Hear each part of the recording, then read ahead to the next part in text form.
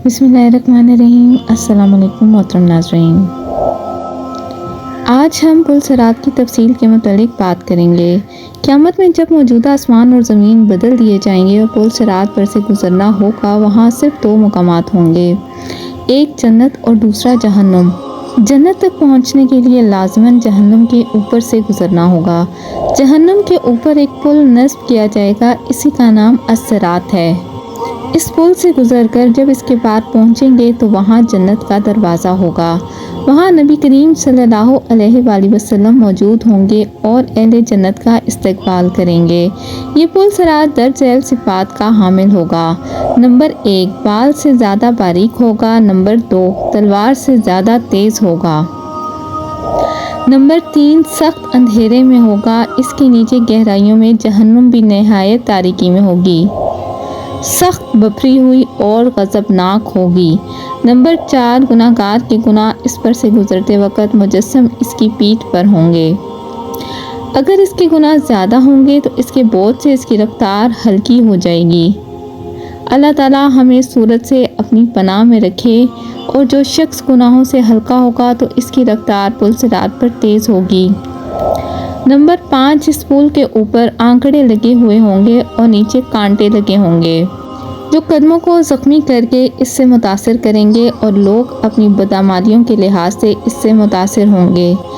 Number 6, जिन लोगों की बेईमानी और बदआमालियों की वजह से उनके पैर फिसल जाएंगे, वो जहन्नुम के गड्ढे में गिर रहे होंगे और उनकी बुलंद चीखों पुकार से पुल सिरात पर एक अजीब सी दहशत तारी हुई होगी। रसूल करीम सल्लल्लाहु अलैहि वसल्लम पुल सिरात की दूसरी जानिब जन्नत के दरवाजे पर खड़े होंगे। जब तुम पुल सिरात पर पहला कदम रख रहे होगे तो आप सल्लल्लाहु अलैहि वसल्लम आपके लिए अल्लाह ताला से दुआ करते हुए कहेंगे कि या रब्बे सलम, या रब्बे सलम। आप भी नबी करीम सल्लल्लाहु अलैहि वसल्लम के लिए दुरूद पढ़िए। लोग अपनी आंखों से अपने सामने बहुत सौ को पुल सिरात से गिरता हुआ देखेंगे और बहुत सौ को देखेंगे कि वो इससे निजात पा गए हैं। बंदा अपने वालिदैन को पुल सिरात पर देखेगा लेकिन इनकी कोई फिक्र नहीं करेगा। वहाँ तो बस एक ही फिक्र होगी कि किसी तरह खुद पार हो जाए। रवायत में है कि हज़रत आयशा रज़ियल्लाहु ताला अन्हा क़यामत को याद करके रोने लगी तो रसूल करीम सल्लल्लाहु अलैहि वसल्लम ने पूछा कि आयशा क्या बात है। हज़रत आयशा रज़ियल्लाहु ताला अन्हा ने फरमाया कि मुझे क़यामत याद आ गई। या रसूलुल्लाह, क्या हम वहाँ अपने वालिदैन को याद रखेंगे? क्या वहाँ हम अपने महबूब लोगों को याद रखेंगे? आप सल्लल्लाहु अलैहि वसल्लम ने फरमाया, हाँ याद रखेंगे, लेकिन वहाँ 3 मकामात ऐसे होंगे जहाँ कोई याद नहीं रहेगा। नंबर 1, जब किसी के अमाल तोले जाएंगे। नंबर 2, जब नामा अमाल दिए जाएंगे। और नंबर 3, जब पुल सिरात पर होंगे।